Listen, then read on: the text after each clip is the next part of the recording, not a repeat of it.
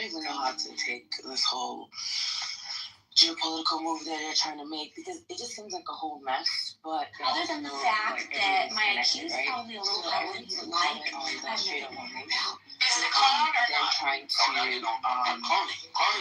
prey on Venezuela and pirate the oil because of what Ibrahim mentioned about them closing it. But I think a little factor that even though Iran has been closest to the news, they have the capacity to not close it fully. Like they can do the Yemeni style where it's like a partial closure, and still allow China and still allow the favorable countries to be able to get their oil through. Another thing I wanted to bring up is with the Nigerian Venezuela as choke points, but also while they're using them as choke points, they are making the countries insufferable, right? So, for example, with Nigeria, I'm part Nigerian. So what's going on is, for the first time in our history, we're able to refine our own oil, right? Which is insane, because what we usually used to do is we'll export our oil, get it refined by the U.S., and then they sell it back to us at like beefing prices, like really high prices. So that was another thing. So they realized that we're making our own oil, so they're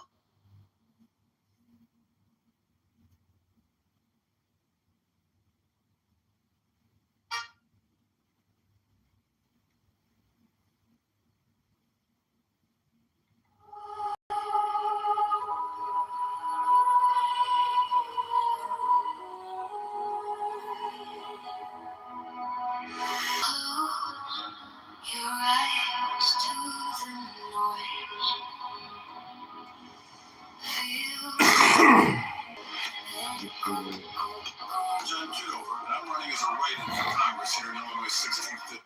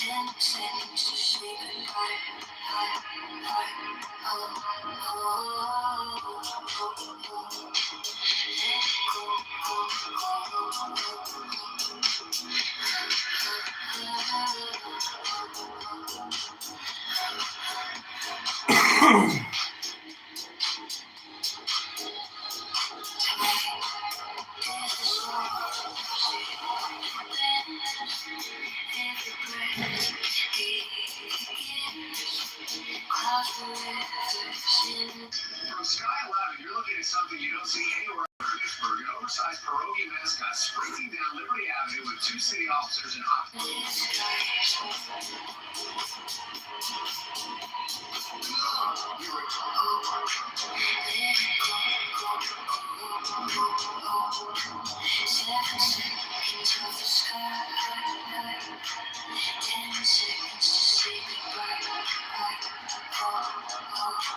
From Sky 11.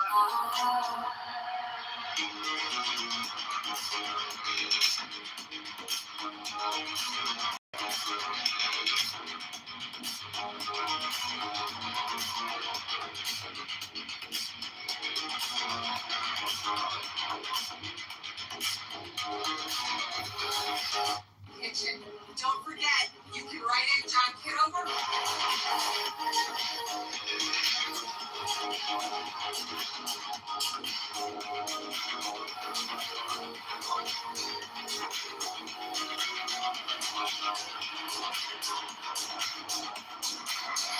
turns cold when you believe. Breathe away, let it leave. Echoes bloom, soft and slow.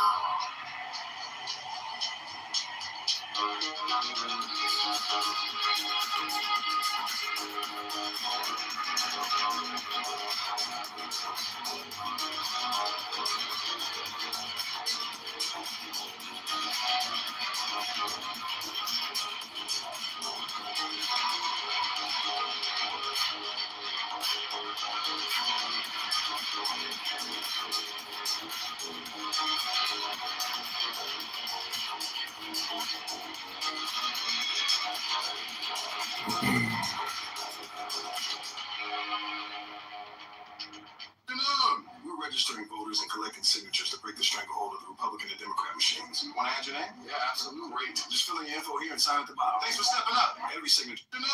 We're registering voters and collecting signatures to break the stranglehold of the Republican and Democrat.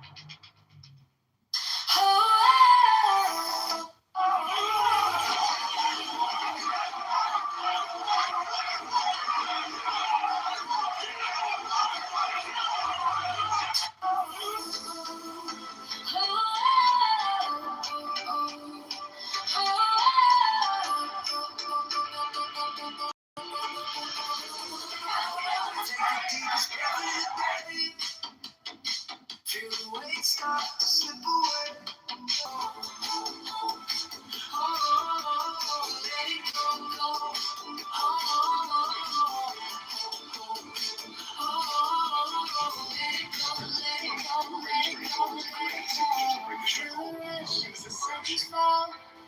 Heartbeat echoes down low. Inhale stars, exhale night. Wrap yourself in electric light. Let it go, go.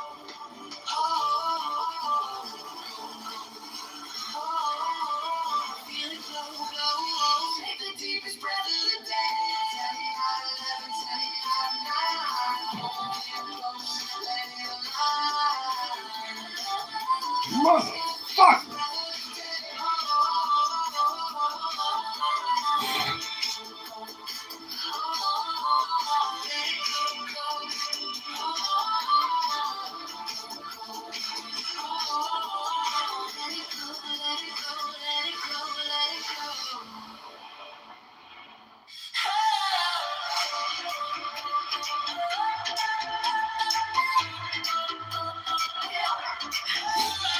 Take the deepest breath of the day.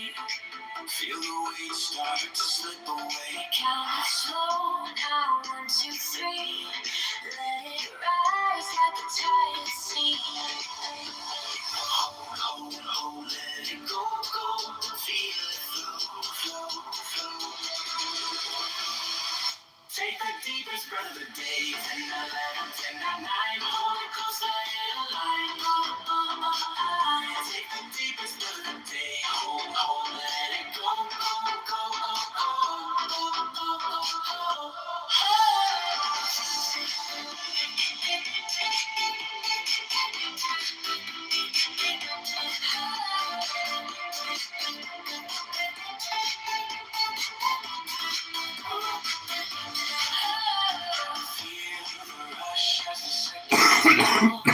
Heartbeat echoes down the hall. Inhale stars, exhale night. Wrap yourself in electric light. Hold, let it go, go. Feel it glow, glow, glow.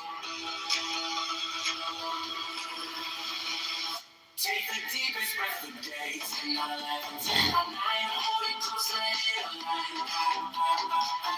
Take the deepest breath of the day.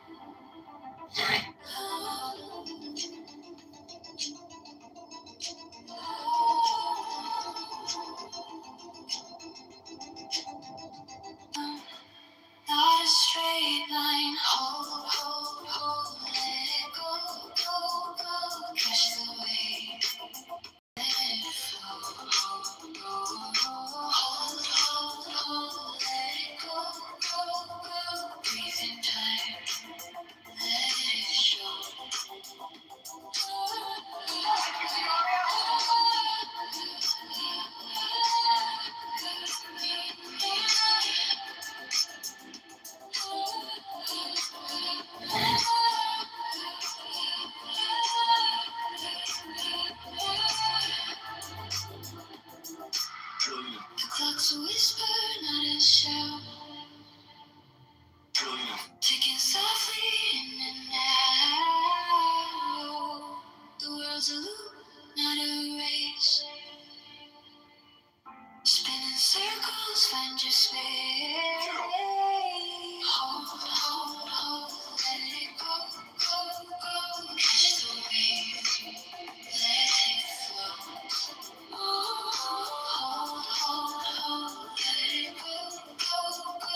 Breathe in time, let it show. Feel the air, it's electric.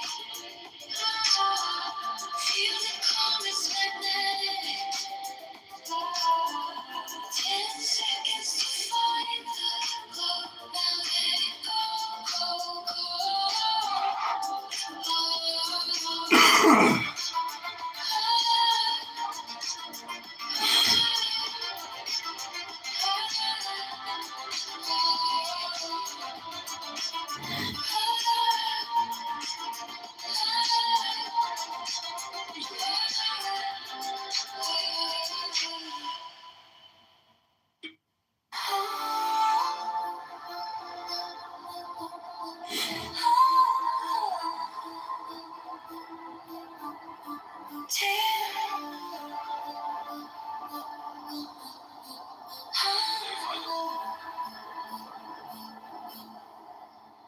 Take the deepest breath of the day.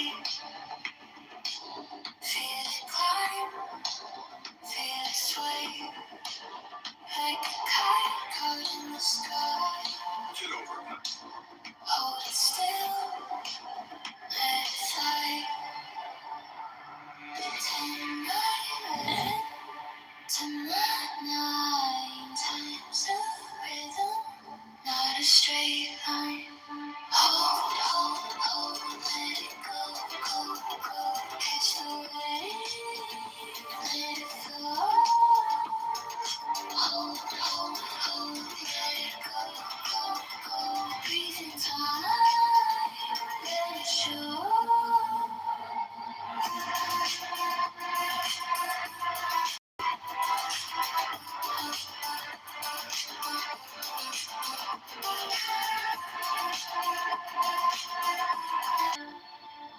Ticking softly in the night.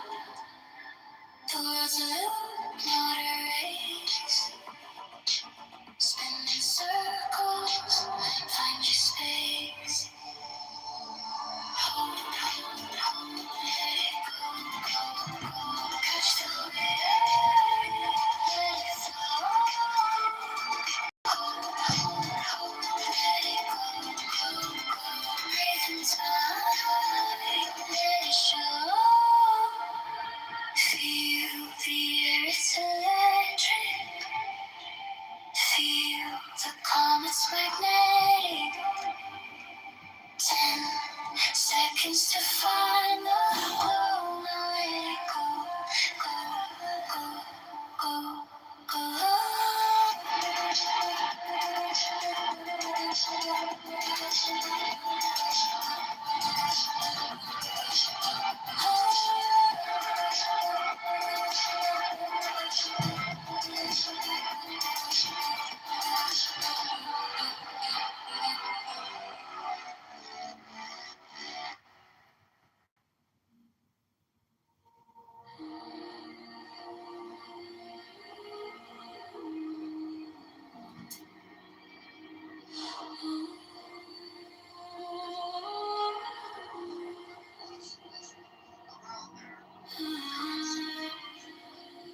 money and stuff. I mean, we're the only personnel on the funding, and you guys want to cozy up. It's China? That's fucked up, man. I am still fucked. I'm just playing some. No, go ahead, girl. What's inherently wrong about China? Or what's inherently wrong about communism? Like, I get, yes, historical examples are not very good, and the CCP is not good. I just don't think that the term communism is the term that deserves hatred, right? Like, Canada. Well, what term would you prefer we use, Dr. Jaro?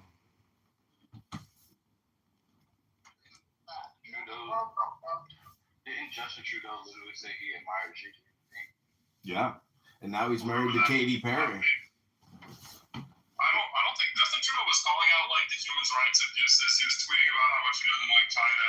Like I don't think, but apparently so because we just heard it in the video. Yeah, he said he admired Xi Jinping. Admiration from a faggot. Like that all the time, right? Faggots admire faggots all the time. No, we're not going to play the whataboutism game. Faggots. Justin Trudeau, Faggot. He's a faggot.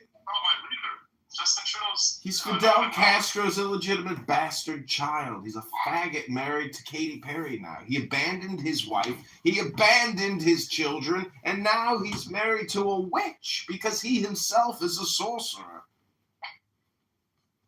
He literally said he admired Xi Jinping, but how are you going to call out Xi Jinping and China regime for human rights abuses?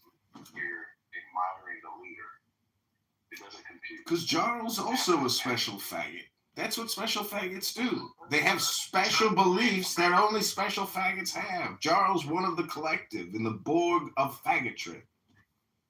If the idea is we shouldn't trade with countries that commit human rights abuses, then we shouldn't trade with America, because America commits human rights abuses all the time. No! So why say you admire him? Because he's a faggot, part of the collective faggotry. We just want to buy our oil, right? Like, you guys are stealing oil from Venezuela. We gotta find Stealing oil? Stealing what we already own? You can't steal what you already own, Jarl. That is true, actually, Jarl, because we saw a lot of those were American companies, American tax dollars, and investment help build that infrastructure, and they owe us like 80 billion barrels. I mean, at least 80 million. And so really it's not stealing because we are owed that, and they were getting stolen from. The whole country used to be rich, the largest oil reserves in the world, and they're just getting fucking robbed blind. So I'd say we're kind of setting them free myself. So if you have a legal argument to stand on, why not take them to international courts? Why not make the rest of the world recognize your points? Why just decide this on your own and then go take stuff back on your own? It's stealing if you haven't gotten the permission of, Permission? So they haven't been found guilty. We don't need international permission to do any fucking thing. We don't need international. We don't trust you anymore. Hold on, we don't need international permission to goddamn go solve a problem in our backyard. We don't trust you anymore. You can't be trusted. But that's why no one wants to trade with America anymore, because you have this attitude that says, like, we don't give a shit what Ukraine says or what Greenland says. We're just going to do what we want. But that's why NATO is no longer sharing intel with you, right? All right, cool. That's fine. Fuck NATO, because weren't we the nation that was paying the most into goddamn NATO, and it was the rest of NATO that pitched the bitch when we told them that they got to pay their fair share? So fuck NATO. Exactly. So clearly, exactly. NATO needs That's us. what it is, man. I think, dude, Charles, I think you're making that up. We are the bulk of the personnel and the funding of NATO. So how the fuck are they withholding intelligence from us? I don't buy that, man. And second, I want to something, man. I don't know if I have to worry about this trade war because I'm not yes, business efforts and trade deals and trade relationships between Canada and China have fallen apart or stalled multiple times over the years. I mean, really, though. Like, their free trade agreement talk were shelved. I would see this was investigation. Trade explode after diplomatic strains 2018, 2020. Canada trade 2024, 25. I don't know, man. Like I mean, we can go through this if you want. It's kind of long, but that's at least 6 different times that you guys have tried to set up trade ties and it's stalled or fallen apart. China sucks, man. Well, don't you know that Jarl's hypothesis that no one can trust America because of Donald Trump is actually just Trump derangement syndrome? It's not he doesn't like America. It's he doesn't like Trump. He doesn't like his administration, and no one can trust America because of Trump. It is the dumbest logical, stupidity. It's just what F words do. People who are angry because they themselves have achieved nothing and are just critical complainers. Jarl, I have a new nonprofit. It's called the Jewish Complaint Department, where I've realized all people do on this app is submit complaints into the JCD. And thank you for your submission.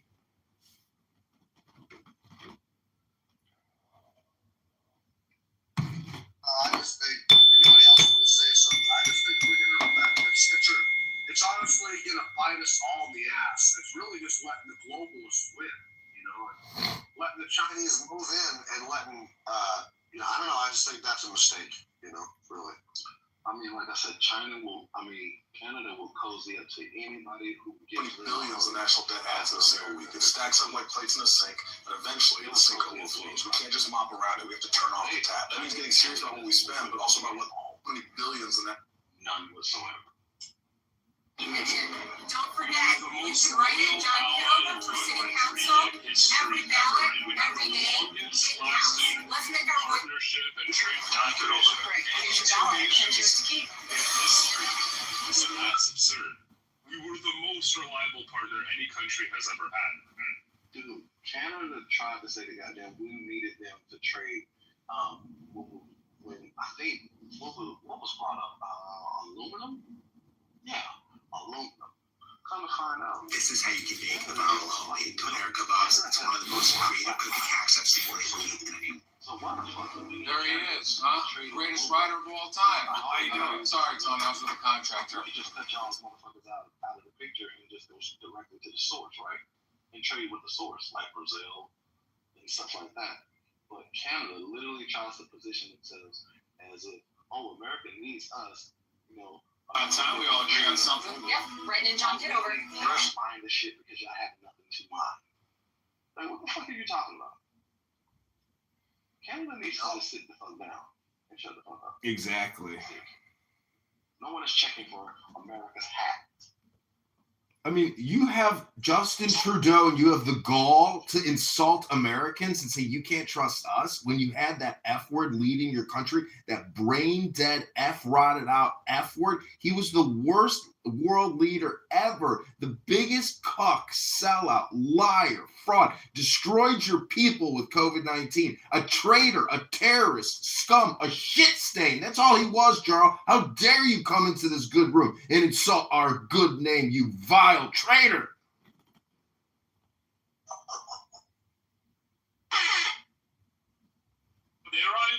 Free speech, first of all, which we have in Canada, so that's how. Oh, you had it, bitch. You had it, bitch. You don't have free speech. You had it. This will respond to kind of 2 points that I heard earlier. So you said there's been multiple trade deals canceled with China, and then, anyways, yes, there were, but a lot of those were because we're allies with America, right? We want to follow America and whatever they do. I think this one's going to be better. The only thing I have to say is we have any trade deals with America. So for the last decade, we've basically been in limbo because we had NAFTA, but then Trump, everybody loved NAFTA as far as I know, right? But then Trump came in, and he didn't like NAFTA, so he got rid of it, and then he renegotiated Kuzma, but then he came back in power a second time, didn't like Kuzma again, asked who's the idiot who negotiated this deal, and then scrapped that. But now this is two deals where it's not even like Trump had to sit down with Canada and said, let's renegotiate these. No, he just scraps them and then puts tariffs or whatever the fuck he feels like. There's no reason why we would want to sit down with America and create, especially not under Trump, and create another trade deal, knowing he's just going to wake up one day, want to take over Greenland, impose tariffs on us, and scrap a third trade deal. There's no reason to negotiate with that kind of person. It's absurd. Yeah, you're going to negotiate because you got to. Cozying up to the Chinese is a real good fucking answer. I mean, so your other trade deals have collapsed. The previous, 5 or 6 ones, but you think this one's going to be better. I don't know why you're so optimistic, man. First of all, Jarl, negotiations change over time, Jarl. Why would we be optimistic about a trade deal with America? Because leadership changes, stupid, and you're going to get a good deal with Trump, but it's got to be a fair deal. America first means it's got to be a fair deal. If it benefits you too much, it's not going to happen, Jarl. You live in Trump derangement land, which is a syndrome. You yourself have other issues outside of TDS which correspond to TDS, Jarl. You are a cuck. You are Justin Trudeau's shit stain, and you can't even see it. You don't know how bad you stink. I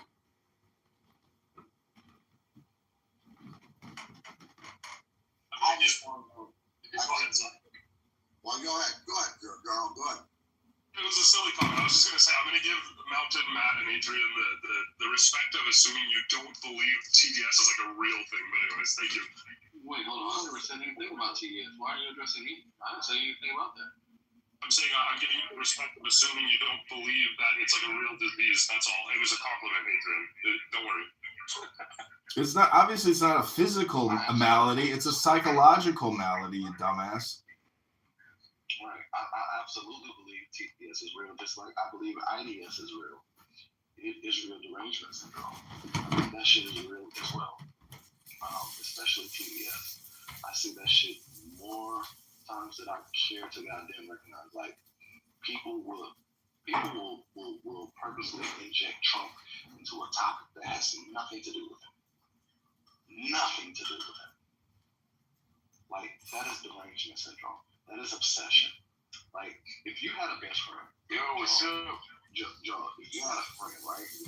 Every time you saw that friend, they just kept talking about another person. All the time, 24/7, 365. They talked about nothing but that person. You would think something was wrong with that person, wouldn't you? Why would you continue to be friends with that person? Matter of fact, why would you even continue to associate with that person? Joe could be talking about fishing. Yeah, but shit, I mean, Donald Trump was over here, he was trying to fuck the fish. Like, wait, why are you injecting Trump into something about fishing when we're not even talking about it? That's the type of shit that I'm talking about. People will literally inject this man's name or evoke his name into shit that has nothing to do with it, even when people are not even thinking about this motherfucker. But they wake up with him on their fucking mind. What type of shit is that, man? You don't think that's a mental illness? You don't think that level of is a mental illness? Jarl would have preferred that Kamala Harris was the president, because then Canada could have gotten a fair trade deal with Tim Walz there. You know, this is the type of retardation that we've been dealing with for many years, and the Israel derangement and the Trump derangement, they're all connected, meaning that people are so identified with identity politics, they can't just see human beings doing business. Every single thing has a label on it. And therefore, their criticism and their complaint is actually fuck you too. What they're actually doing is projecting their own issue into the situation. So it's just the complaint department. And ladies and gentlemen, I got to tell you, it's liberating knowing once you realize all people are doing on this app is actually just making submissions to the Jewish complaint department. That's how low IQ and stupid they are. But Charles, you don't think that why do you guys care? Right? We're useless. You don't like us. There's no reason to trade with us. You don't need our goods. But what does it matter? Let us become friends with China. Let us become Chinese. What does it matter? Because you're literally. I don't have Chinese food, motherfucker. Okay, cool. But John, back to my original question. You don't think that level of obsession is a mental illness? No, everybody's accused of having PDS. They don't like Trump. It's fine. There's plenty of reasons not to like Trump. It's totally fine. No, John, I outlined a specific thing that people do. You don't think that's a mental illness? What you described would be more like maybe some form of like obsessive compulsive disorder. Not a mental illness, right? Yeah, but it would be OCD. It wouldn't be Trump. It wouldn't be PDS. That is a mental illness.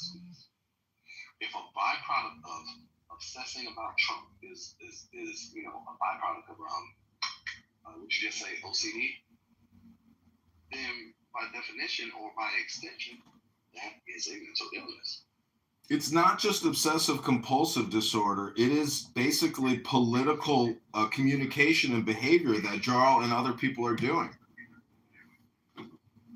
Sure.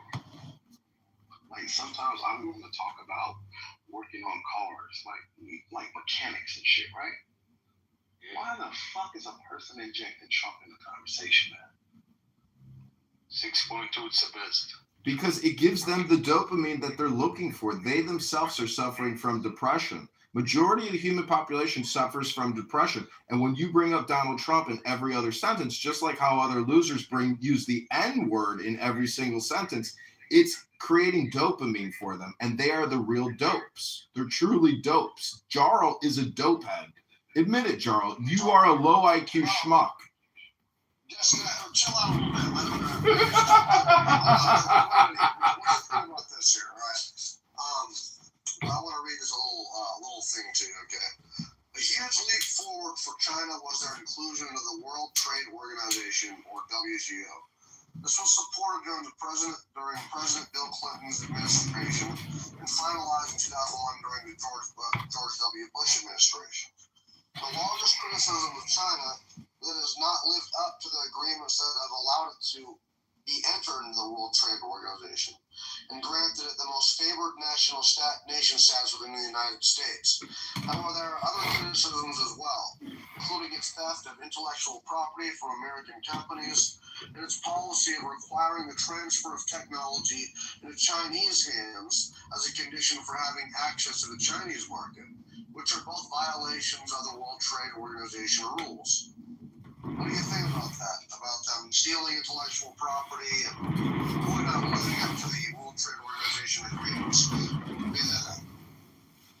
Well, two things. So first of all, it took me only a few seconds to find that Trump threatened to pull out of the WTO and has gone against it multiple times. Even just tariffs actually apparently go against the WTO. Level, yeah, so there's a certain level of tariff according to the WTO that apparently Trump has exceeded. The other thing that I wanted to mention is, yeah, the copyright thing is an important issue. It's too bad America also stopped respecting copyright, and now it's legal in the United States to just steal everything the world has produced and create your own AI chatbot with it. So I don't really see the difference between America stealing everybody else's media or China doing it. Like, it's the same thing.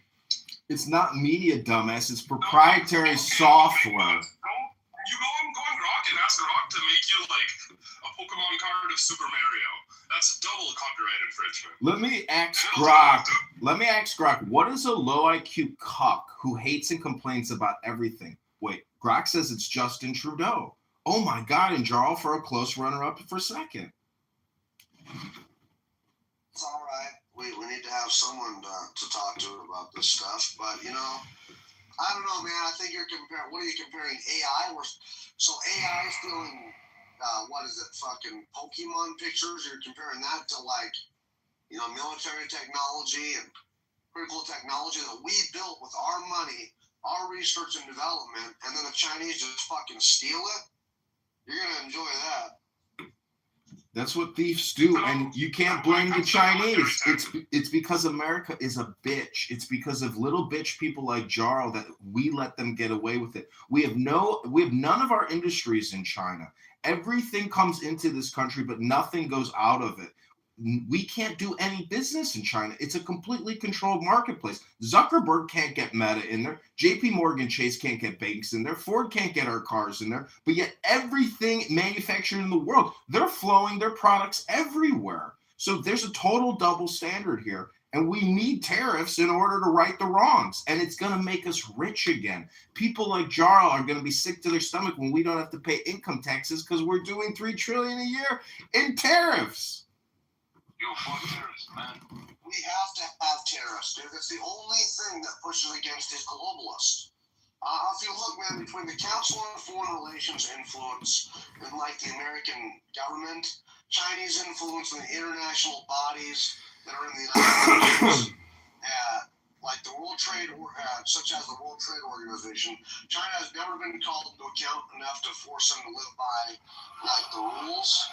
But if you look, man, the only meaningful pressure has been from the Trump administration. The only ones that have been pushing against it are the globalists. And then the media, because they own the media, and then people like you, or Jarl, who can't think for themselves, who think, oh, it's going to make my shit more expensive. Meanwhile, shit is more expensive. Have you never heard of shrinkflation?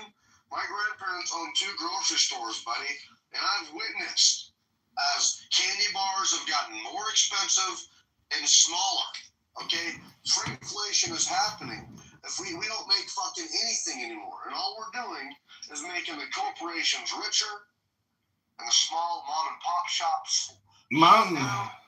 It's a fucking shitty world. Mountain, let me demonstrate for you what low IQ is. The question that I like to use to prove what low IQ is explain to me what inflation reduction and affordability means and how you achieve it. Go ahead, Jarl.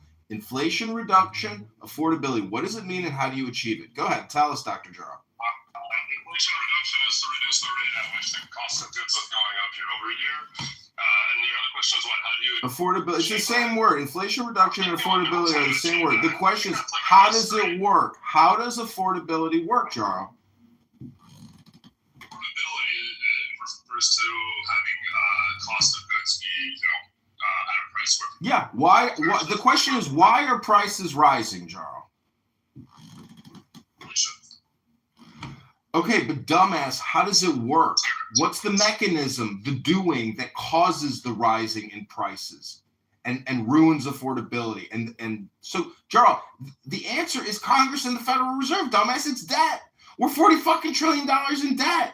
That's why the prices are so high. There's fucking $40 trillion of created dollars that came out of nowhere over the past 20 years. That's why inflation is high, stupid. See, Mountain, you see my point? People don't even understand inflation. It is so common sense, but people cannot explain it because they're stupid. Can I ask you a question? I'll ask you just one question. Can you explain to me this is day one business school. Can you explain to me how the supply and demand curve works? You want me to explain to you how a curve works? Go watch the Bears game tonight and go look at a great piece of ass, and now you'll know how a fucking supply and demand curve interact and intersect, stupid. Come on, Charles. The point is you're low IQ, you're a bitch. You're a bitch. You've always been a bitch, and Justin Trudeau is a bitch, and Canadians are bitches. The only good thing about Canada is you're fucking comedians. It's the only redeeming thing about your whole fucking country. Puh! I didn't avoid answering your questions. I suspect I don't know that. Dumbass, come on, man. You think I don't understand inversion? Shut the fuck up, Jarl. Well, let's not kill the room here now. Come on. Not really going well anyway. You can't even explain inflation, and you want me to sit here and try to explain to you supply-demand economics? It's just basic economy. It's running a business, Jarl. America has to run it like a business. We can't let you get away with it. We can't let China get away with scamming our business. One quick comment. What you're saying isn't incorrect. It's just only a portion of the answer. If there's more supply, the price of a good goes down. If there's less supply, the price of a good goes up. Therefore, oil prices, based on the supply, affect inflation on just about every other good in the world. So gas prices directly affect inflation. Thank you. Oh my God, you are so stupid. You think gas is what's causing inflation? It's the money supply, dumbass. And if there's more money, that means that you can buy more goods with it. And therefore, the competition for those products drives the prices up. Listen, Jarl, the point is Canada and America are brothers, or brother and sister, or husband and wife.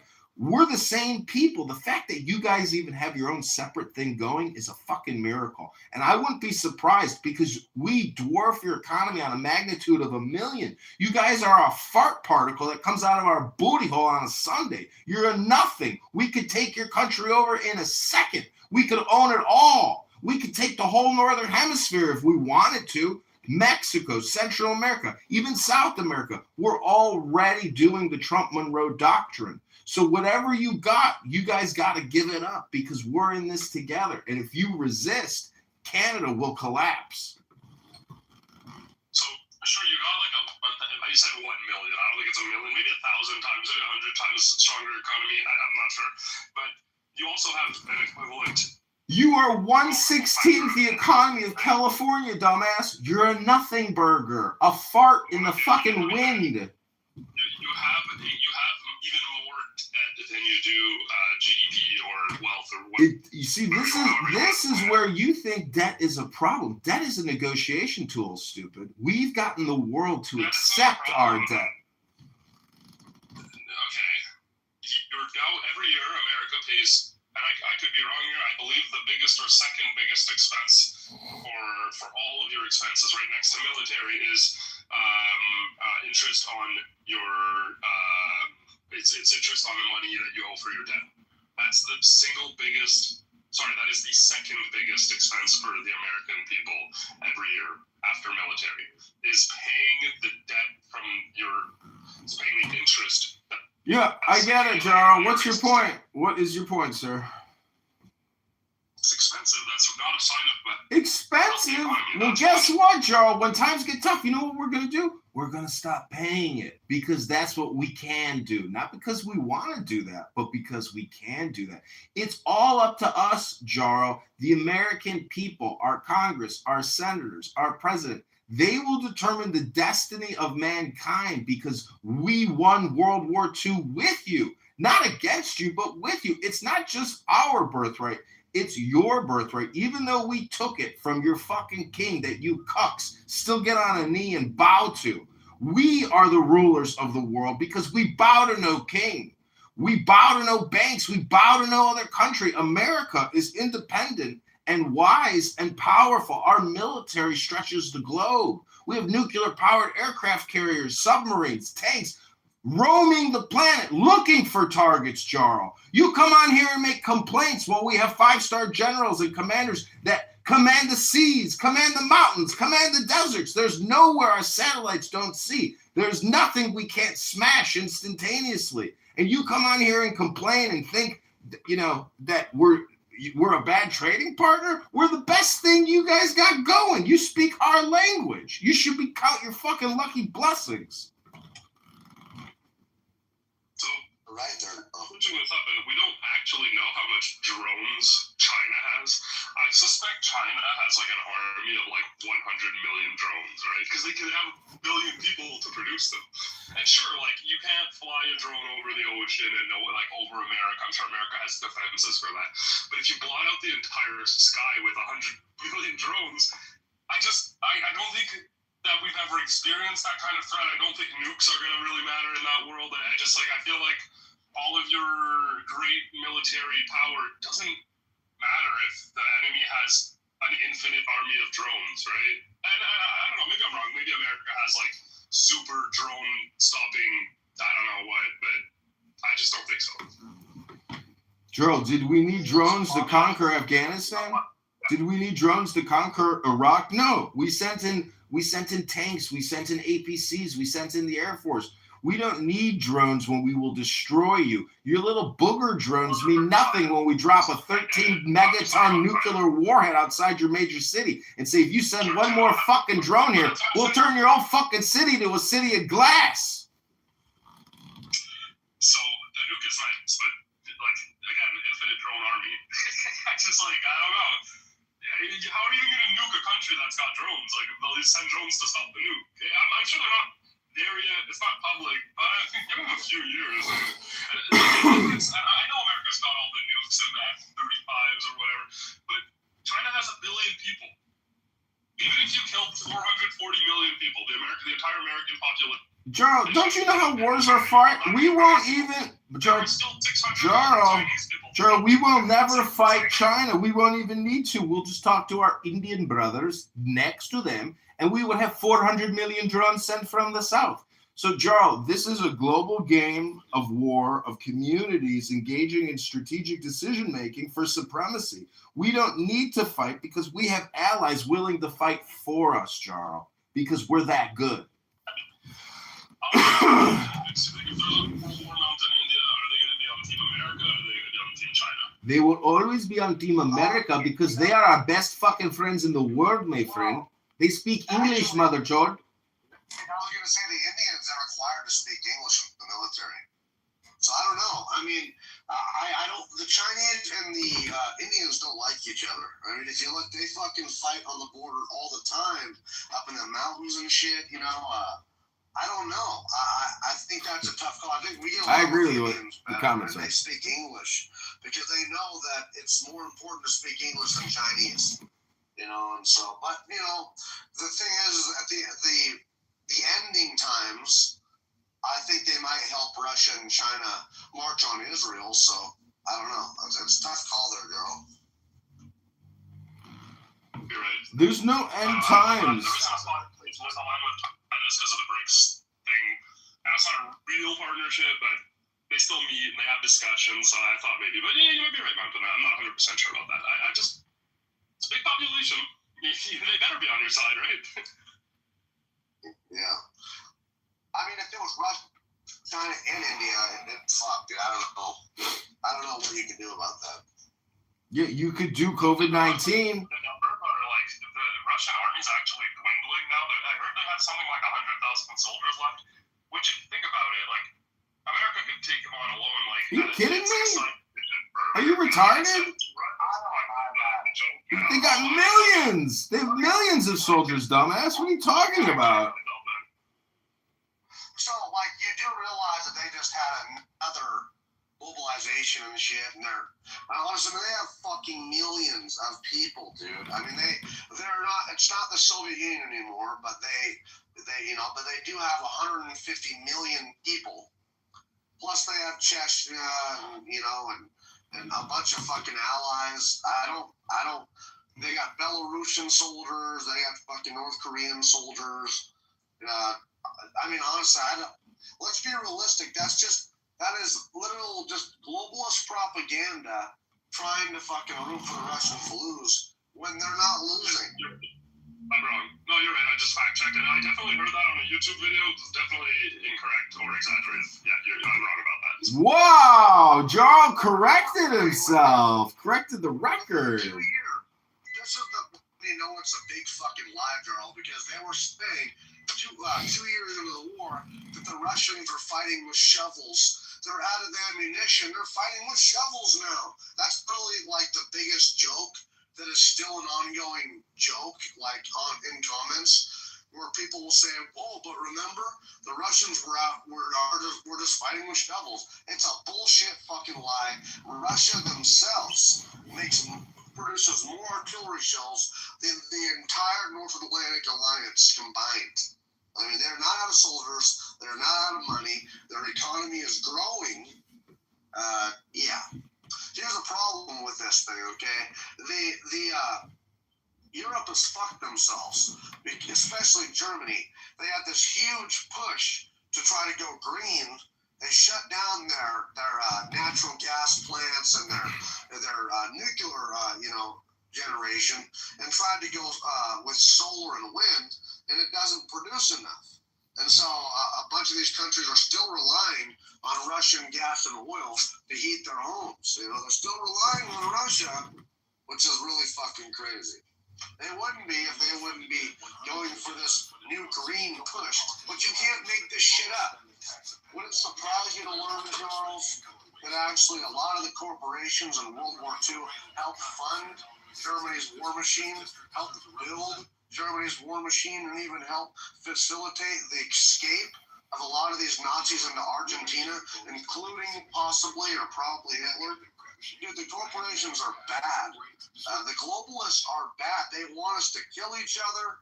They want us to fucking murk each other.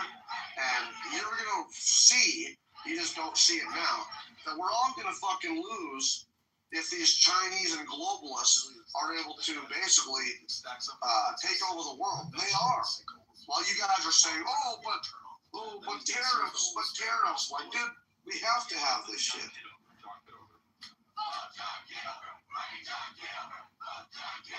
Small countries are right? Like, this isn't new for them, right? So that's all like to you, like you're like, oh, it's gonna ruin the stability of the world, but like, yeah, small countries have always had to deal with this and fend for themselves.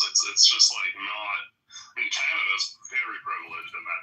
Jarl, you guys are making a fatal error. We're your best friends, but you guys have TDS. You guys are libtards. You guys are social virtue signaling. It's pathetic, and we won't forget it. We will always remember your betrayal. And the fact of the matter is, we do have a separation going back to the founding of this country that we can't forget. That you pussies sided with the king, and your little dominion in Toronto and Vancouver and all these other little hot. Basically, you guys are nothing more than a fucking offshore tax shelter for us, even. So, guess who goes to Canada? Libtards that have TDS. Don't you see the connection, Jarl? Libtard retards in America who have TDS and think they're getting out of something move to Canada because they hate Trump that much. They hate the orange man bad. Jarl, you have to stop thinking that way.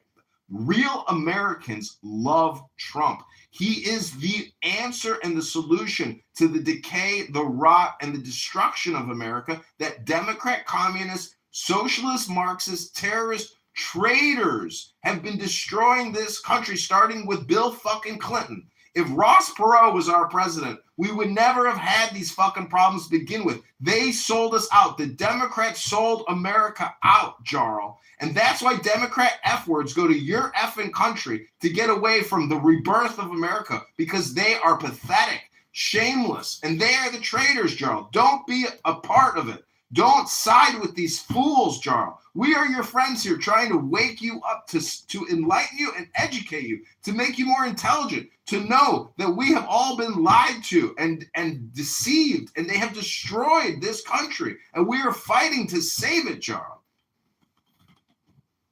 Unfortunately, it wasn't just the Democrats. We had people on the right, people on the Council on Foreign Relations, and globalists like Richard Nixon, with Henry Kissinger, that actually helped with that too, though. It's a fucking real shame, dude, that it's not, they try to pit us against each other, but I think it's really the globalists don't like us at all, man. Henry Kissinger really helped with that shit, dude. It's crazy what he did. Let me find that exact wording here. But really, I mean... When you say globalists, what do you mean exactly? Because to me, there are different. I searched it up too the other day. There are different definitions to the word globalist. What I hear is countries that want to do open trade and open relationships with kind of the whole world. Is that fair? I just don't see the problem with that. Well, you don't have your own sovereignty anymore. You lose leverage, obviously. You sell out. So the corporations, they obviously are concerned about the bottom line, so they're going to, sell out. They're going to outsource to the cheapest labor possible. So we're going to rely on slave labor from India and China and Africa and Bangladesh, all them places, so we can just fuck over, all these people that are just, trying to produce things in their own country. If you're okay with that, fine. Also, obviously, you get mass surveillance, mass censorship. You strengthen this apparatus, and you lose your identity. And you have a federal judge that supersedes your rulings. I think that's a big fucking mistake, dude. And then ultimately, look what we have here. Charles, do you smoke any weed at all? Have you smoked weed? Oh, yeah. Okay, great. So you can probably understand this. I started smoking when I was 15. When I was 15, it was hard to find the dealer directly, obviously, because you're 15 years old. So you got to find someone who knows about somebody. And by the time, so that person, you find that person that knows somebody, he's got to go fucking find the pot dealer. So he's going to get his finder's fee, and he's probably going to even ask you to smoke a bowl with him, for getting it for him. And sometimes you'll even have it to where it's got to go through 2 or 3 hands. So every one of these people are going to get their cut because it's going through these supply chains, right? I mean, they all have to get their cut. I knew it would be cheaper if I ever found the pot dealer directly. It happens sometimes. If I found him directly, because it's going through less hands, I'm getting fucking, cheaper weed. And that's what's happening here. All these supply chains from Canada, and you got 4 or 5 different people handling this good. Everyone's got to get their cut. Everyone's got to get their fucking, make their money. And by the time it's all over, we get fucked, the consumer. That candy bar is smaller and more expensive.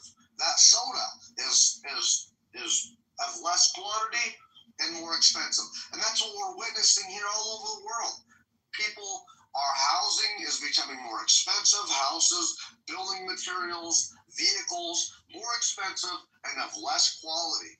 And that's what happened. Cost-cutting measures. So ultimately they can make their bottom line. And then who stands to lose? We do. We don't have Kmart's anymore, layaway shit. We got Walmart. So we can have shitty fucking Chinese products that are not that cheap. And then who do we make rich?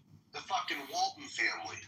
So they can get their shit off slave labor. They come in, they shut down the local grocery stores that can't compete. And then, Joe, there's nothing left. Walmart got shut down. There's nothing left. We have fake jobs in this country, fake government jobs. 40% of our economy is borrowed annually just to make the economy move. You know, Jaro, what's your economic philosophy? Because in my opinion, all these political debates will never end, and they're mostly just like virtue signaling, social identity, debates. So what is your real economic philosophy? How do you run a business successfully, Jaro?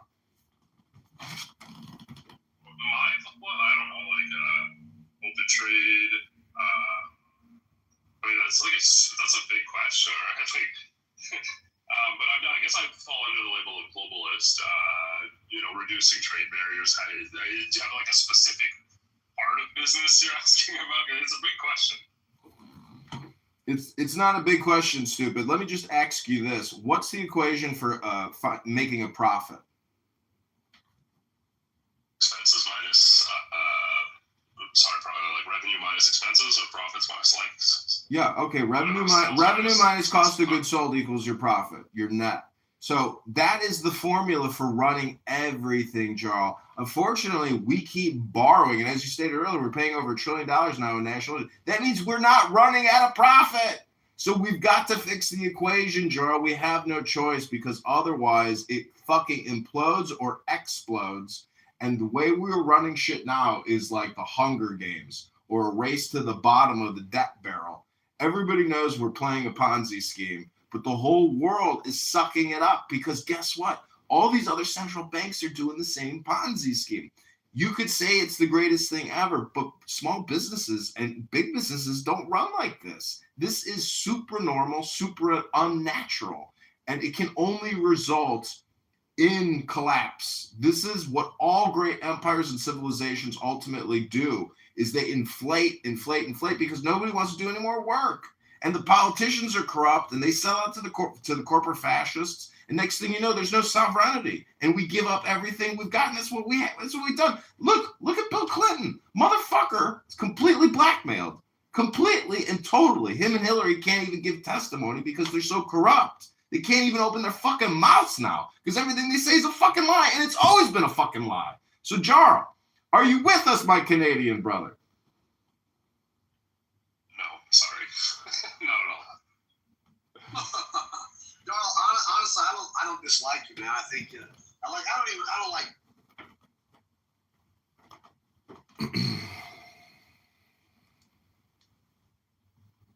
Martin, I think you're cut off. Whatever. I'll keep going.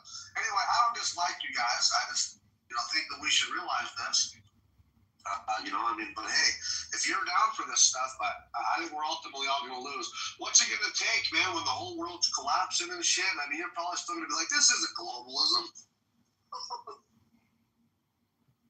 See, globalism is... I guess the response to what music said, it's something called comparative advantage in the business, where the idea is if I can buy something for cheaper and save time and money, then it's essentially it's worth it from a business sense.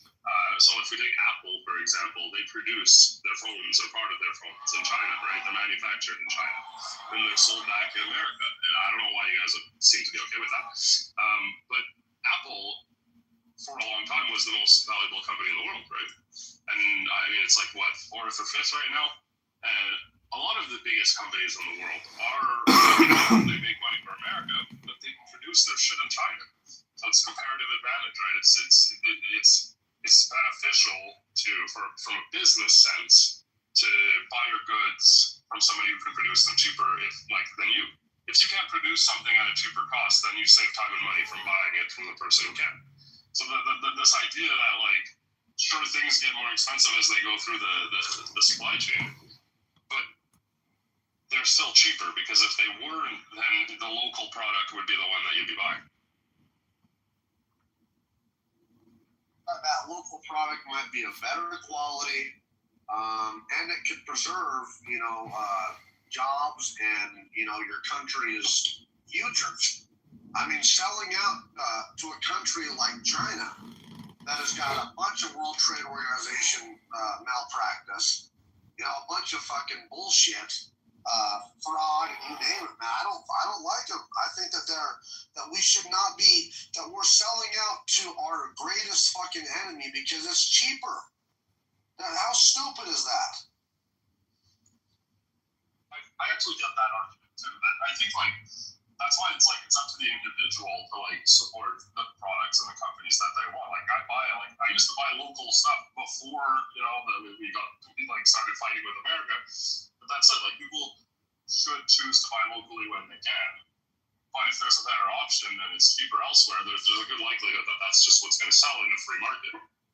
Well, you might think that's the case, though, Jarl, but check this out for an example. In the 1990s, people were dying in the oil industry because parts were failing.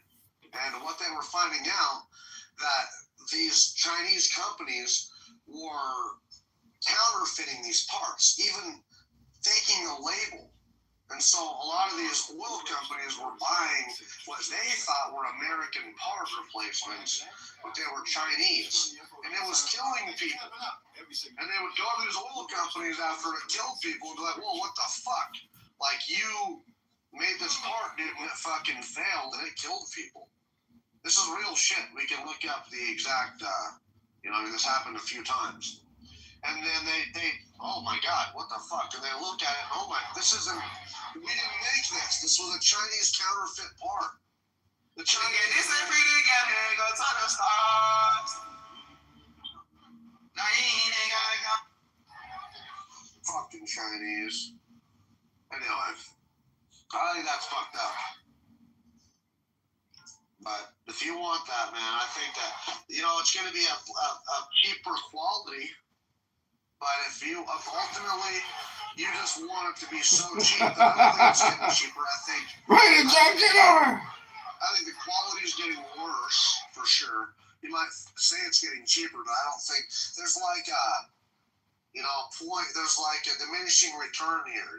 I think that's it doesn't the bad outweighs the good with this thing after a while, and that's what we're witnessing here. And ultimately, with the bad outweighing the good is the Chinese communists fucking basically just control everything. And that's not a world I want to live in.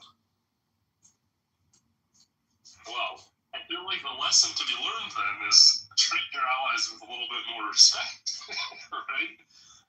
This whole thing wouldn't have happened if Trump wasn't targeting Canada, saying he's going to destroy our economy and annex us and make us the 51st state.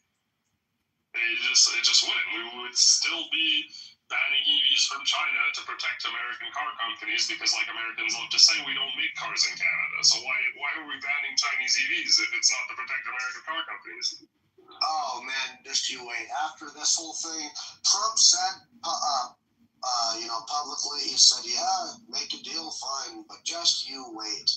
Once Trump, kind of understands the gravity of this, fast forward to 2 months of this keeps on going. I expect the deal to collapse myself, just like the other 5 deals have collapsed between you and China, because China's a shitty trading partner.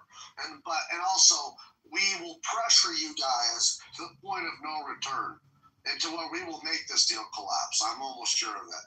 If it continues to go forward, we're going to start playing hardball with you. We will say we will not accept any more of your fucking oil from Alberta. We're just going to start buying it from Venezuela, Mexico, Guyana, Brazil. We could do that. We will destroy your economy, your healthcare system that you rely so much of your, the royalties from that oil and gas that is contributing billions of dollars to your free healthcare system, your old care, your retirement funds for, your whatever Social Security, the indigenous, whatever that goes to. I was looking. There's quite a few. The social fund that you have is reliant so much on this oil and gas from the royalties and the taxes. Once we shut that fucking shit down and say, fuck you, we're not going to buy anymore, you guys are going to really be hurt, dude. And we can do that. I expect that you guys will bow out of this deal because you know that ultimately you're going to lose this thing. That cozying up to China is not a good idea. And America has much more leverage over you than you do over us. That's what's going to happen. We protect you militarily, and we buy or we refine 90% of your oil. You understand that? From Alberta. So we can really fuck you guys hard. And we know, Charles, that your one pipeline, your Trans Mountain expansion, only supplies 890,000 gallons to the ocean. So we buy 4.2 million a day. China can only get, what is it right now, 270,000 barrels. But at max capacity of that pipeline, you're still only going to be able to supply China with 890,000 barrels. So it's going to fuck you guys hard. We have the cards, my friend. We really do. So you're saying, there's no more real, the threats, Canada is operating under the assumption that, they're already done, right? The Venezuelan oil, you've already taken it. So Canadian oil, even if you keep buying it, in theory, you can just demand a lower price because you can flood the market, you can get your oil from Venezuela, you control the price. We're not going to let that happen. There's already boots on the ground to build a new pipeline so we can export more oil to Asia. We've already increased, we've more than doubled, I heard, our exports for natural gases to other countries. Canada's already operating as if America has cut the ties entirely. We're not afraid of this happening because that's the reality we're operating under already. That's why we're partnering with China, because America is not a reliable partner. They are threatening to do these things. They're saying, we're going to do these. Okay. You're making an all or nothing statement, bro. You're making an all or nothing statement. You keep making all or nothing statements, Jarl. Fuck you, dumbass. You've got a cognitive distortion disorder. You need behavioral health therapy, schmucko. America can't be trusted?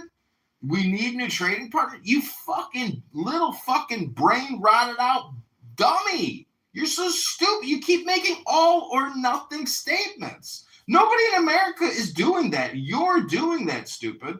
You're our fucking closest geographic partner. What kind of stupid nonsense is this, Jarl? I know Mountain created the topic, so I don't hold you responsible. But I am complete. Gentlemen, go Bears. I'm looking forward to ram chops. Nice. Honestly, Jarl, let's look at some of the mismanagement that China's been doing here. Because you say that you can trust these people. I don't think so. Let's look here. So, confirmed World Trade Organization rulings finding China in violation. Raw material export restriction.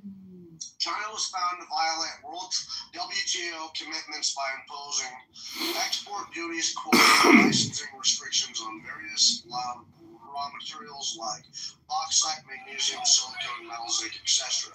These measures were inconsistent with China's WTO accession plans to eliminate export duties quota except for an allowed list.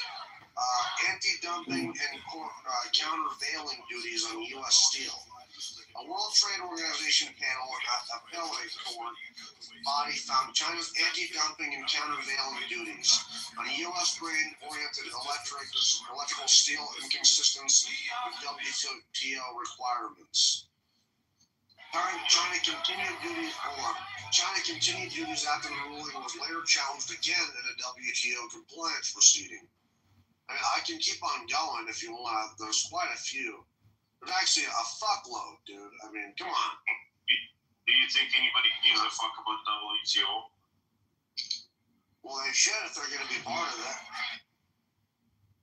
What for?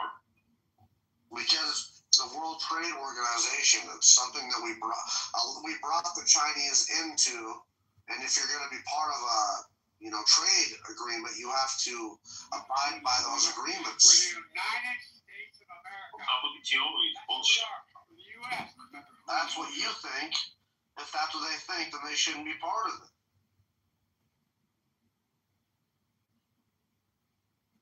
The Trump doesn't right? That's the irony of these things we keep saying about China is that a lot of these things just point back to the Americans and they don't respect it either. Okay, what? So give me an example. Point back to the Americans and they don't respect it either. The tariffs example here. I mean, I don't obviously I'm using AI for this, which nobody likes. I get that.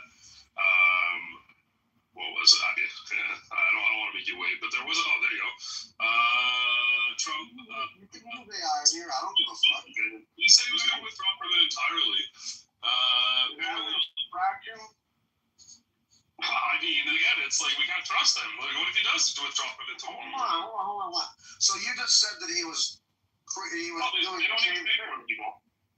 They're withholding Trump is withholding the funding for the WTO. I didn't know they were funding it, but he's withholding it. Excellent news, because we got to cut expenses. If China's not going to abide by it, then why the fuck would we keep on funding it? Nobody expects Trump to follow anything at this point. He just goes in countries and abducts people. Like, nobody expects America to follow anything. All right, so these are definitely the things that they have been found guilty of as of late. Raw material export controls. WTO found China in violation. Yes. Note, China failed to phase out export duties quotas as promised. Here's another one. Go with steel duties. WTO found China in violation. Yes. China's anti-dumping CVD found WTO inconsistent. Here's another one. Export restraints on industrial materials. WTO found China in violation. Yes. Panel found breaches of WTO ruling. All right. So anyway, I don't know. I don't know, man. You go ahead and cozy up to these people, but I don't think Trump's going to allow it. I don't think we're going to allow it. We're going to destroy this deal because we have to. And you guys are going to keep on being partners with us because you have to. It simply makes sense because we are on your border. You think it's going to be cheaper to ship your shit all the way across the fucking ocean to China? That's stupid. The only reason why it's cheaper for China to do that because they have slave labor and no regulations. Jarl will never get it. Jarl can't get it because he has a cognitive distortion disorder. There's no point in negotiating with somebody who has a cognitive distortion disorder. Basically, you can't convince somebody who's stupid and has a low IQ of anything because they are that Down syndrome. And unfortunately, Jarl, I've got to say, you couldn't even tell us how inflation happens. Okay, great. You could tell us how supply and demand works. Wow. Genius. I rest my case.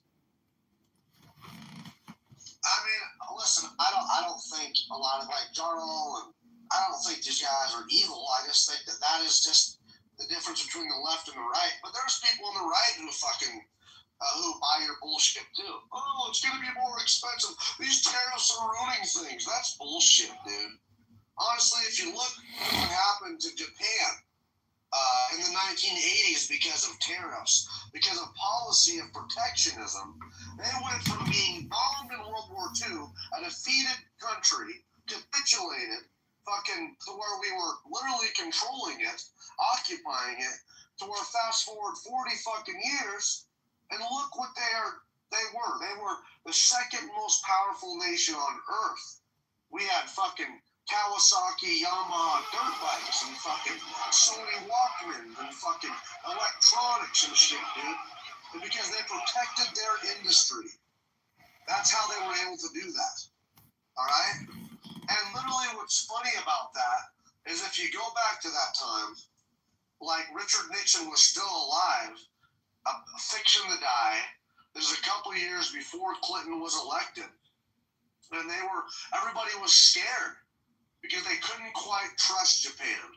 They were afraid that Japan was going to be, overtaking America and eventually possibly be hostile again.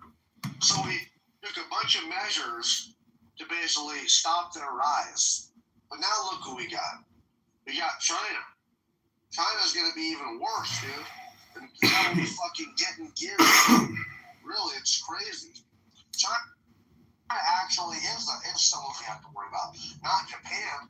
But the point is that protectionist policies, you protect your industry, you incentivize your industry, you subsidize your industry. Canada!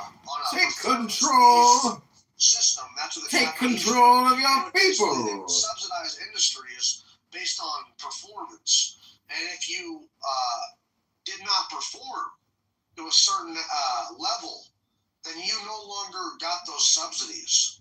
And so it incentivized these companies to keep on performing, and they eventually were able to pay off these loans from the government. That's really what we need to do here. Subsidize our industry to be and performance-based, protect our industry, start building shit again, open up our lumber mills, start fucking, you name it, man. We gotta have Greenland too. We gotta get these precious minerals, the 17 rare earths that are in the world. Greenland has all 17 of them, and so we need that. You can't just take it.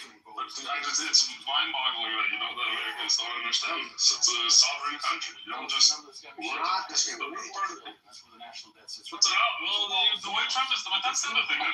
Trump needs to learn how to speak publicly. He needs to be more politically presidential.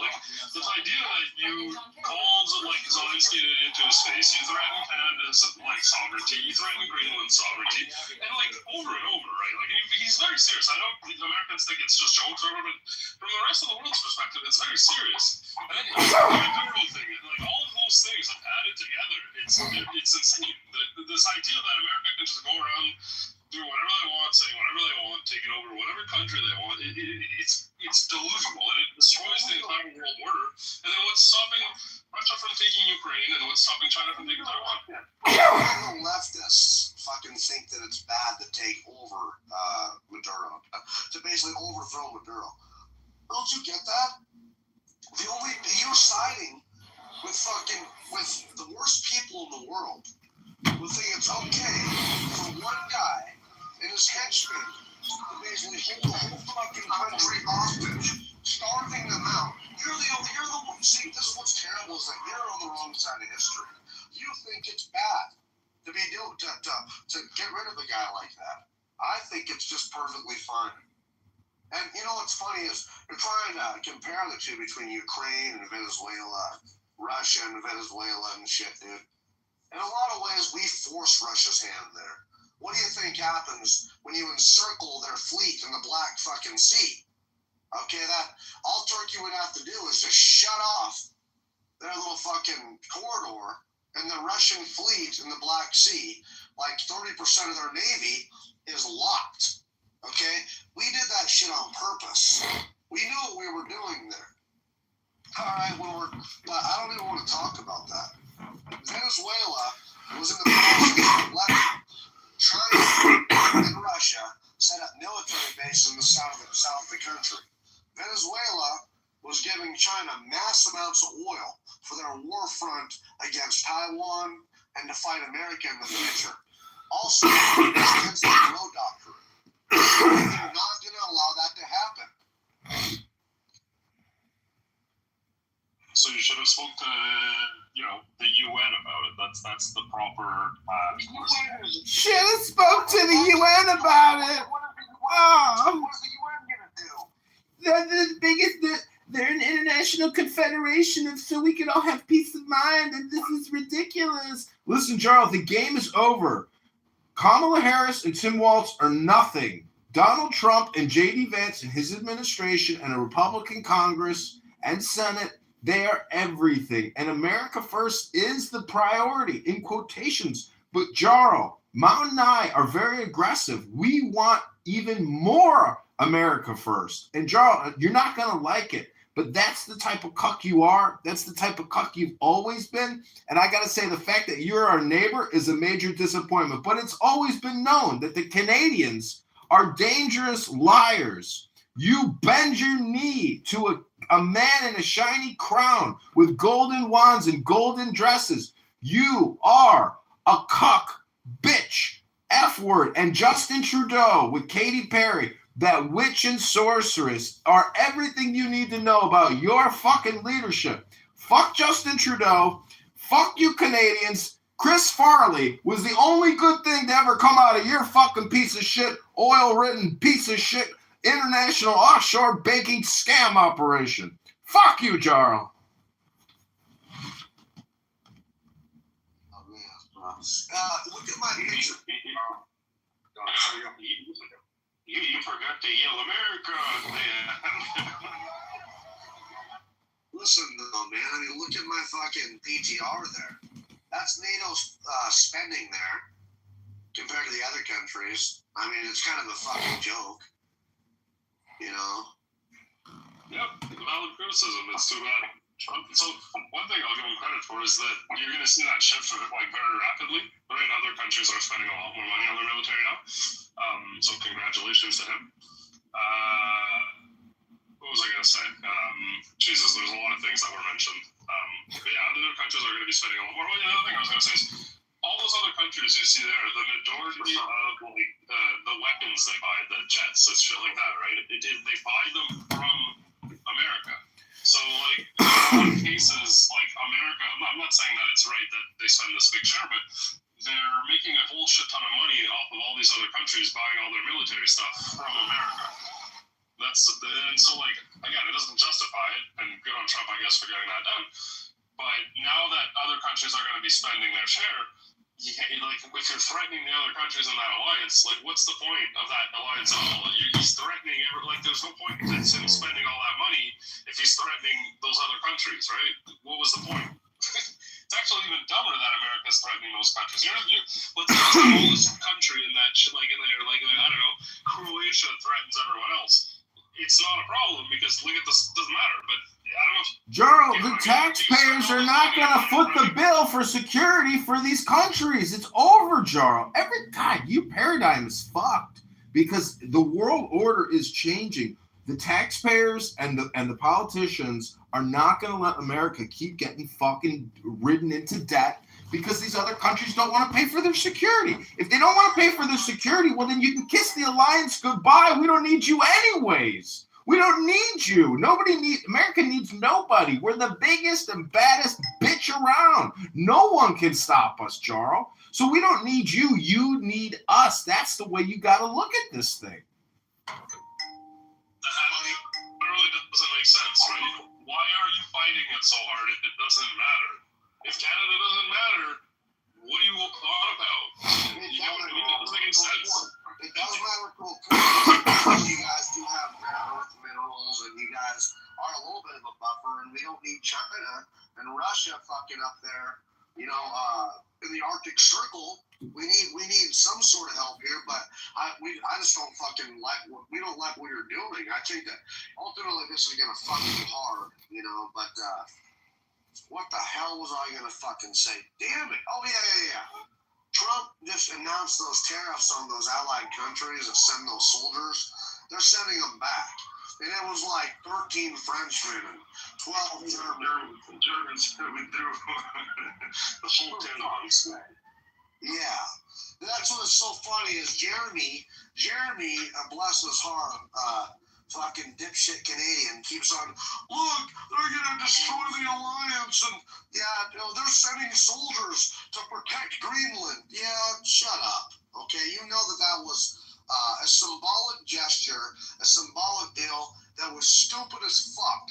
And now they look really stupid because we are implementing tariffs on them and they're sending them back. Okay? What the really thing here is that I don't think you realize how important Greenland is to all of us. Okay, do you realize that China has got a lockdown on rare earth minerals? Like, that's a bad fucking deal. So our biggest geopolitical enemy, our biggest enemy, has got a lockdown on rare earths. So that means no AI technology, no semiconductors, no EVs, batteries, solar panels, defense systems. We're just fucked if we don't have that, man. You think like the first thing America will have to do is build icebreakers, because you have no icebreakers. Like, you have maybe like two, and they're like icebreakers. What is this? A public speaking event and a networking event? We don't need icebreakers, sir. We got nuclear bombs. We got a Federal Reserve that can create instantaneous activity out of thin air. We own Wall Street. We own the biggest banks on the planet. We got the biggest and baddest tech companies on the planet. What are you talking about? We don't need to worry about shit. It's Canada that's got to fix their fucking attitude problem. What he's talking about is that there is the Arctic trading routes. They're starting to open up. Okay, there's 3 or 4 of them that are very important, and China has already said that they are an Arctic power now.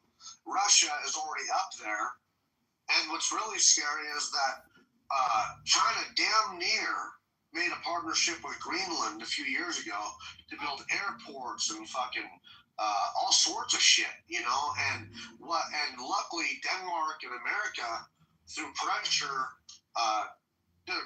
Denmark was basically able to stop it, you know. But what China's aim is to do is they're trying to, legally control these places. And so what happens? China will offer to build this infrastructure.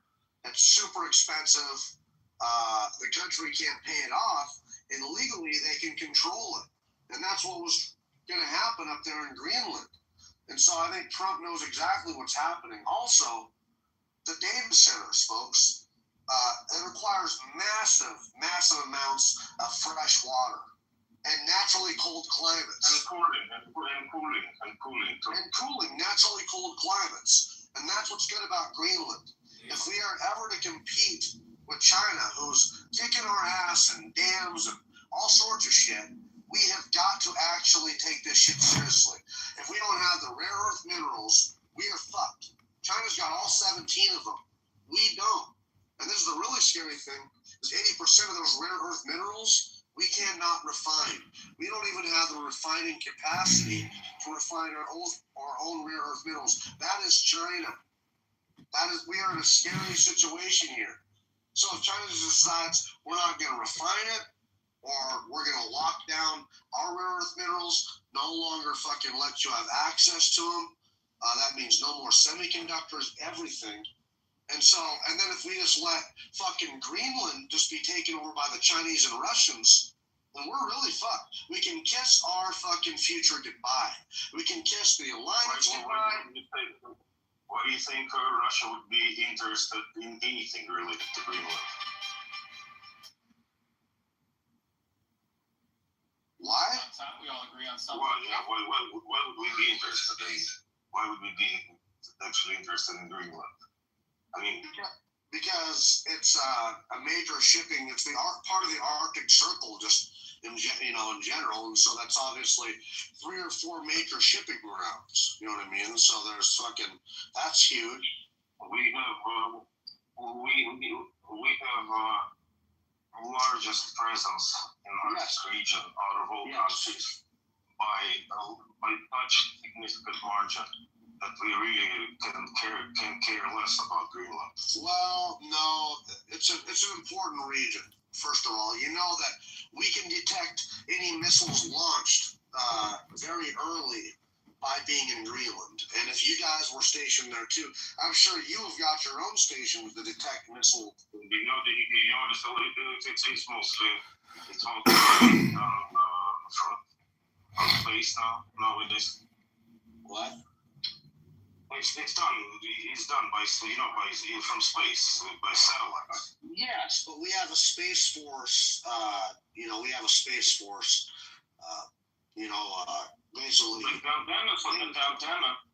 the antennas that can see like basically half of the globe exist in the 50s, like late 50s, 60s. They just got smaller. They got miniaturized.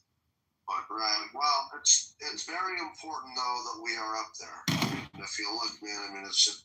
Martin, the only thing we have to fear is fear itself. Just remember what Franklin Delano Roosevelt, who saved the world, with Winston Churchill. The only thing you have to fear is fear itself. The real economy is the attention economy, Mountain. We control the content of the world. We control the minds of the world. We control the time of the world. America is the master of the universe. And that's why Jarl and this Russian little kitty cat don't like it, because we are the creators of time, the creators of reality, the creators of the universe, and no one can stop American power, ingenuity, and intelligence. And these social virtuing, political identity politicians here, they are at the low end of the spectrum. They're downstream from what we shit out to them. That's what they don't like, and that's what the way the status quo will continue being, and people better pay up. Otherwise, the security isn't going to be there, and Europe could fall to Russia. Ukraine could fall to Russia.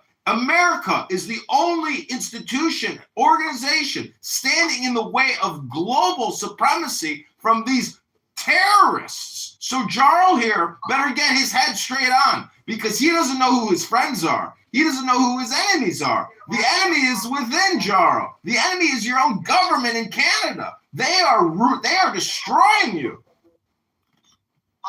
Honey, you want to come up? I know that you probably can speak on the globalists and shit and what's going on. I mean, I think that there's an obvious attempt the globalists to take over.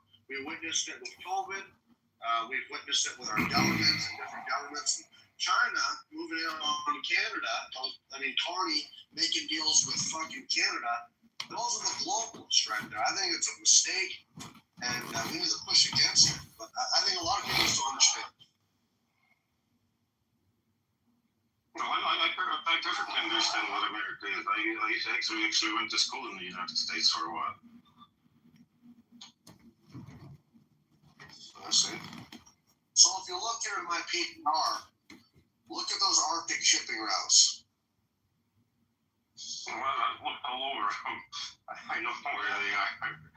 Yeah. You know that Russia currently has like in Arctic there is like the only base. There is no other military base further north. Well, if you just look there, I mean, honestly, it's apparent that we have got interest in they claim that the ice is receding because of global warming. Also, because they're breaking it up with icebreakers and fucking. Yeah, it makes no difference, warmer or not. Like you just break it with icebreakers. Well, yeah, I mean, I've seen different ways. They've put oil on top of the ice to break it because it's black, and so it absorbs a bunch of heat. That breaks it up, and they also use bubbles. You know what I mean? They have ice. Yeah, all sorts of shit. So.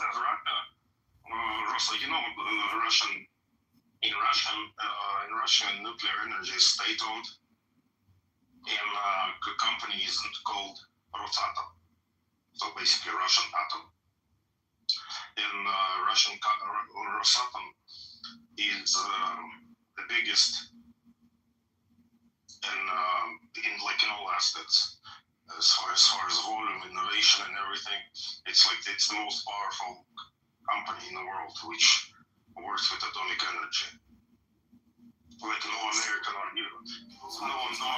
or European company comes close. That's impressive Russian technology. I've actually really admired some of the Russian engineering and shit. You know, I mean, you're after a while, when they used to launch Atlas V rockets, NASA, Like after a while, they just came to the conclusion that it's better to buy a Russian engine or the 180 Yeah. instead of No, I mean honestly, there's a lot of good Russian shit for sure. I mean, like your submarines are pretty impressive. Your titanium submarines and your different shit. I mean, and you know that like when Putin tried to cooperate with America in the early 2000s, and he had to give Americans Me-8 helicopters when they like go into certain places in Afghanistan, because like American helicopters would land and then will not fly. why? Because of the altitude or what? No, sand and like the engines, just like everything, get blocked. Just look at those videos like of the first Desert Storm. Like when people are just frantically cleaning their weapons and shit. Yeah, absolutely. No, there's a certain Russian way to do things, and it's admirable. But I mean, I still, like I say, I actually have a lot in common, I think, with the Russian people. And most like you're right, 100%. Do you know that during your Civil War, our two fleets were stationed in New York and on the West Coast, I think, San Francisco, and it's in order to prevent, to help the North. The fuck are you talking about? The Russians didn't have their fleet here in the 1860s, bro. Yes, I'm saying during the Civil War. Yeah, okay, let me fact check that for you. Ding! Incorrect. Oh, hey, Mark is here. Oh, too bad. Anyways, Mountain, great room, great stuff. I'm going to read a book. God bless you. Have a great Sunday. Thanks for showing up. Thanks, guys. I'm going to shut this down, I think. I appreciate it, guys. Join the house, though, that Russian dude. Join the house. Come in the future, bro. All right. Thanks, guys. I like 5'7", but I don't 5'4". What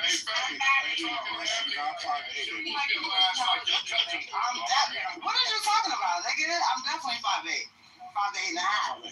My basketball shit was 5'10", but I always knew I was 5'8". Faith said you 5'7". That ass might just be weighing. No, Faith just wants to be a little shorter than what she is. Faith is definitely 5'11". I'm 5'8". I can show you all my numbers. Faith is definitely a strong 5'7". I'm not 5'11". So Faith is definitely a strong 5'11".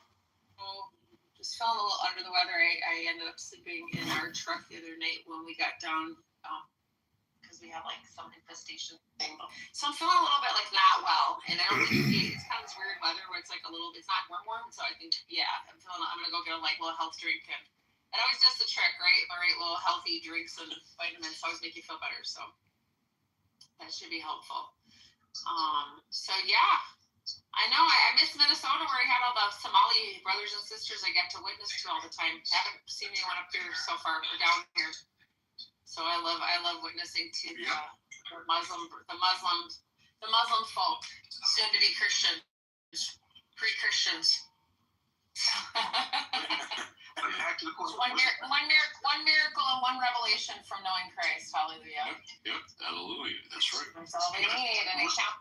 One miracle and one revelation for Christ, just one? That's all it takes is one? Talking about going out to church, how in Iran is the fastest growing church in the world. That's right. And they talk about the man in white. Yeah, that's correct. Yeah. The fastest growing church? What's that? What's the definition of a Christian? Someone who calls God Hare Hare Krishna and waves beads and gives out roses at the airport. No, I'm only kidding. Okay, just kidding. I'm just kidding. No, I'm just kidding. I know you're like, what? Wait a second. No, a Christian. So, like Jesus said, you must be born again. Nicodemus asked him that. What must I do to inherit true life? So you must be born again. And he goes, what? He goes, go back to my mother's womb. And he said, no, to be born of the Spirit. So we must be born of God's Spirit. So it's not not an intellectual decision, although it does include that, of course. You know, you got to understand stuff. Your mind's got to be renewed, but it's your spirit having the Holy Spirit come into your spirit. And I believe there's people that have done that maybe really don't even have coming in the hole of what that even means yet, but yet, you know, at the best of their ability that they have God's Holy Spirit into them, right? But then there's a coming in the home, coming in the holy, coming in the Holy Spirit. I'm sorry, what was that? Was there a demon talking at light? The example of all. I found the No Idea original sample. Original sample. I didn't know that came from Kaylee Upland, women reach. Very white yesterday. And I was like, wait a second. This is No Idea original. Huh? What song you talking about? Very white song called, hold on, let me tell you. That shit go. I was like, because I was listening, I was like, wait, this is familiar. You know how you hear it? Wake it up! Wake it up! What the fuck? Grand Rising! Growing up, bro, with the black guys, bro, they were scared to fight us for back in the day. Like, bro, they never wanted to fight us. Yeah, hello? Those Canadian niggas. Yeah, hello? Franklin. Yo, Franklin, I got 100 Jamaicans on my block now. Hello? What are you talking about? Hello? You got a what? You got 100 bacons? Hello? Canadian bacons? Bacons. Hello? I don't eat bacon. I don't eat bacon either. Hello? I don't eat that swine. Hello? Hey, Frank, you got little sisters, gang? Hello? Say hello to me. Yo, hello?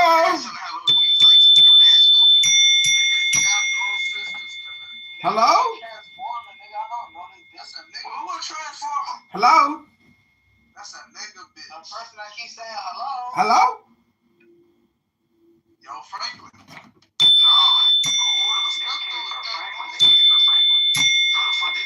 Hello? Is anybody gonna eat any ram chops after the Bears eat those motherfucking Los Angelinos? You a badass trash too, bad as hell. Batty Tranny, that's my nickname. Ah, shit.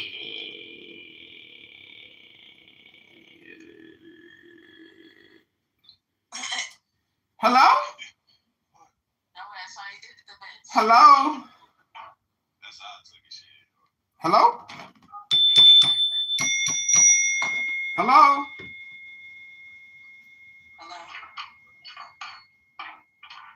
Hello? Hello?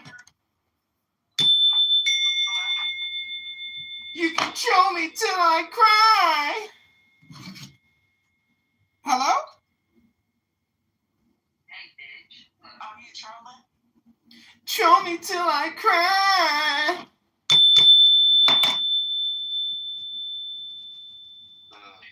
There's no point in even carrying on talking what it did said. Well, that what wasn't you? That bunk allegation? Yeah, she said that she got on this bitch and said she was lying about that. Well, she told me it was true. She sent me messages. And that's what I'm saying. She sent me messages. Hello? She sent me the messages too. Hello?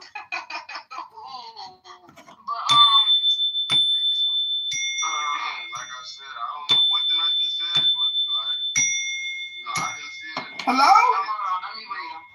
Hello? That wasn't true. Hello? Fucking with him still. That's a man? Hello? Oh, I thought it was somebody. Man, y'all get rid of this fucking. You need to stop editing them pictures, huh? Hey. Hello? I came for my motherfucking ram chops. Hello? I came for my motherfucking ram chops. Came for my motherfucking ram chops. Hello? Pass me the ram chops and the barbecue sauce. Give me some bear meat. I want some bear meat. She don't want to touch you, bitch. That's why you're broke.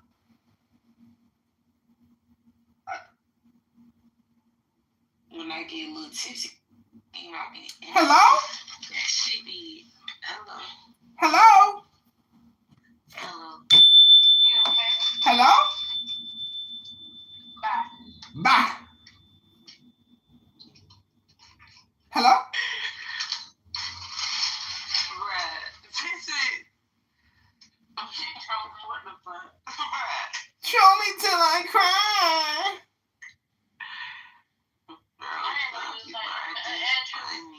Let me ask you. You got 5 seconds to announce yourself. Cash in your pink pussy ticket. Hello?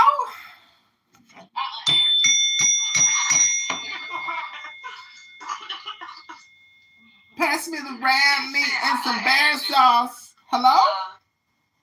Hello. Hello? Hello. You saw it. That's a pump. It's a pump. I don't know. Bitch, my name Tamika. Hello? Oh, that's a phone. You right. Yeah, that's a They phone. tried it. We hear the backs at the end.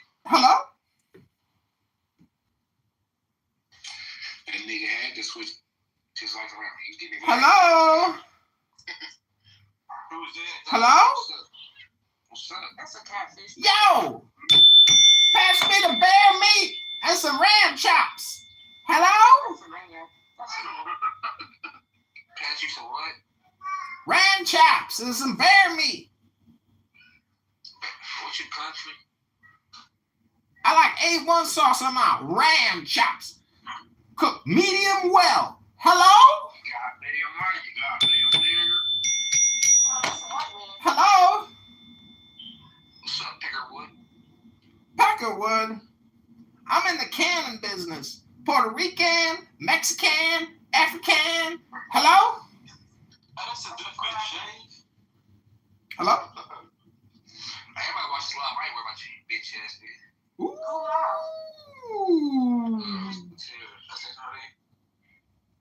Hello? I don't know who that is. What happened? Hello? It's Blessed. She got 361 views. Oh, shit. Let me see if I still got The only my video ain't on there. Hello? Man, let me get my Facebook. That's on Instagram. Oh, my God. What's the Instagram? Hello?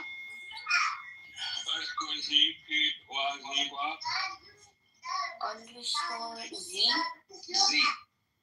She talks to me more than she talks to that nigga. She does not love that nigga. Never love them niggas. Y'all gotta stop playing with me. Oh. She talked to us way more than she talked to that nigga. And on top of that, she needs to have that energy for her sister instead of having that energy for us. See, ain't your sister fucking over your mom and them at the house and shit, stealing all the groceries? Yeah, nigga, let's talk about that. That's playing now. Yeah. She playing with her though. That's their karma. She playing with her. Faith to beat her ass. Go beat her ass, Faith. Why you want to beat her? You don't need to be fighting for them people, Faith. So why y'all telling her to tell us? Tired. Thank you. My nigga Booty back against the wall. All the ladies on this stage, thank you, y'all. Thank you. Thank you. And then Target just slapped me and Reese ain't never slapped me before. She been slapping me time. Let them know. You gotta get Reese a week. Reese is on violence because of that little Philly shit. God is still.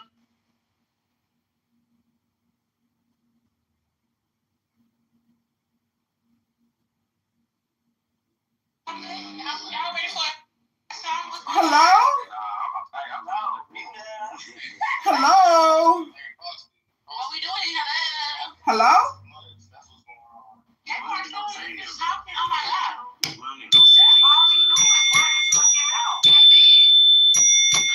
Hello? Hello? Hello? Hello? Hello? Hello?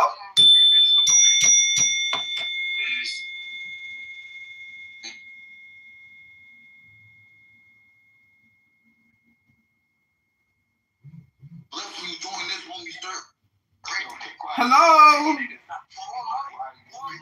Hello?